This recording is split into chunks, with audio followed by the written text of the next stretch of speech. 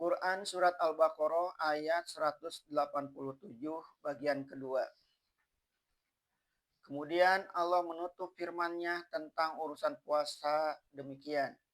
Demikianlah Allah telah menjelaskan perintah-perintahnya kepada manusia supaya mereka jadi takwa. Demikianlah dengan 5 ayat mulai dari ayat 183 sampai 187 telah dijelaskan Allah tentang perintah puasa kepada orang yang sakit atau musafir atau orang yang berat memikulnya sampai kepada batas-batas waktunya, bahkan sampai juga kepada urusan persuami istrian. Di ayat pertama 183 mula kata dibuka telah diterangkan maksudnya, yaitu melatih kesuburan rasa takwa pada diri orang yang beriman. Dan ditutup ayat 187 diterangkan sekali lagi maksud itu supaya orang jangan lupa, yaitu supaya mendidik jadi orang yang takwa. Niscaya panjang lebar pula lah di dalam kitab-kitab fikih buah pikiran ulama-ulama tentang bimbingan berpuasa ini. Kadang-kadang lantaran sangat dalam ijtihad beliau timbullah hal-hal yang rumit sehingga ada yang mengatakan bercelak mata ketika puasa membatalkan puasa. Ada juga yang mengatakan bahwa muntah pun membatalkan puasa. Bahkan ada yang berpendapat bahwa luka pun membatalkan puasa.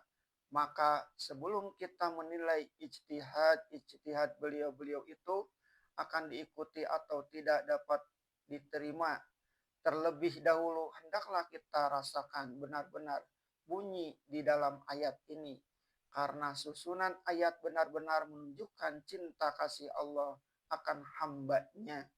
Benar-benar menunjukkan bahwa Allah menjatuhkan suatu perintah bukanlah mempersukar, melainkan yang mudah dikerjakan. Yang pokok ialah menumpuk iman dan takwa.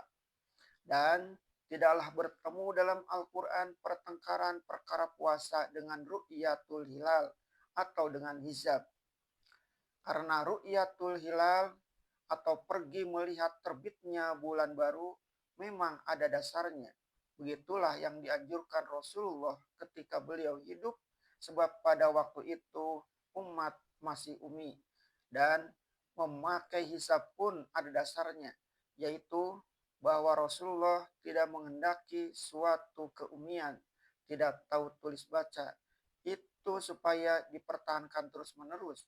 Maksud ialah mengeluarkan manusia dari gelap kejahilan kepada terang benderang pengetahuan. Kemajuan ilmu dengan hisab, terutama di zaman sekarang, sudahlah sama dimaklumi dan sudah kita turuti. Salat 5 waktu yang lebih berat hukumnya daripada puasa telah kita turuti menurut jam dan jam seluruh dunia internasional pun telah kita pakai. Tidak lagi menunggu subuh dengan pergi melihat fajar, menunggu zuhur dengan menentang matahari, melihat apa sudah tergelincir dari pertengahan siang atau belum. Waktu asar tidak lagi kita mengukur bayang-bayang lebih dari panjang diri. Waktu maghrib tidak lagi kita tilik apakah matahari sudah terbenam atau belum. Waktu isya tidak lagi kita menunggu habisnya syapak yang merah di pinggir langit sebelah barat. Yang penting bagi kita bukanlah mempertentangkan hisab dan ru'yah, melainkan menegakkan iman dan takwa. Dan pemerintah yang bijaksana dapatlah mempergunakan keduanya, sebab hisab yang sejati tidaklah berselisih dengan ru'yah sejati. Kalaupun pemerintah misalnya memutuskan memakai hisab, tidak jugalah salah, sebab ilmu tentang hisab itu di zaman sekarang telah mempunyai alat-alat yang lengkap, menjadi sebagian dari ilmu alam atau ilmu falak yang dapat dipertanggungjawabkan. Oleh sebab itu, tidaklah ada salahnya jika suatu pemerintah Islam mengadakan panitia hisab yang menghisap perjalanan bulan itu, lalu mengeluarkan perintah memulai dan menutup puasa dengan berdasar pada penyelidikan ahli hisab itu. Karena maksud pemerintah melihat bulan bukanlah berarti soal lihatnya, melainkan soal guna menegaskan dan meyakinkan bahwa bulan telah wujud. Hisab yang teliti jauh lebih dapat dipertanggungjawabkan daripada semata-mata pergi melihat. Di Republik Indonesia di zaman Menteri Agama Kiai Haji Fakih Usman, telah beliau kerahkan setiap kantor-kantor agama di seluruh Indonesia benar-benar pergi melihat bulan ke tempat bulan dapat dilihat. Dan beliau beri kebebasan orang-orang percaya kepada hisab agar puasa pula menurut keyakinan hisabnya. Oleh karena melihat bulan itu telah dilakukan dengan teliti selama Kiai Haji Fakih Usman menjadi Menteri Agama dan digantikan oleh menteri-menteri lain yang memegang teguh peraturan yang telah beliau adakan itu, tidaklah pernah terjadi perselisihan di antara pemegang ru'yah dengan pemegang hisab.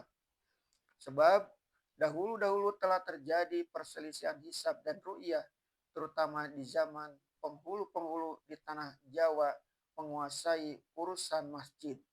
Demikian pula ulama-ulama kerajaan di zaman ada sultan-sultan, ialah karena mereka tidak mengadakan panitia melihat bulan. Puasa saja menurut tradisi dan menghukum sesat. Dan kaum muda, orang-orang yang berpegang hisab. Bahkan ada yang mengatakan bahwa tukang hisab sama dengan tukang tenung. Ialah karena pengetahuan mereka tentang itu tidak ada dan berpikir agama telah membeku.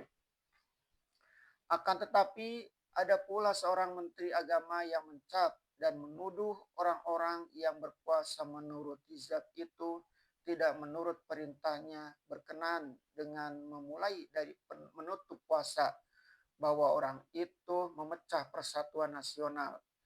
Dengan kekuasaan, dia hendak memaksakan pahamnya kepada orang banyak sehingga mendapat tantangan di mana-mana. Kesimpulannya, menurut penafsir ini ialah bahwa perintah Rasul menyuruh melihat bulan untuk memulai atau menyudahi puasa ialah supaya jelas benar bahwa Ramadan masuk atau telah habis.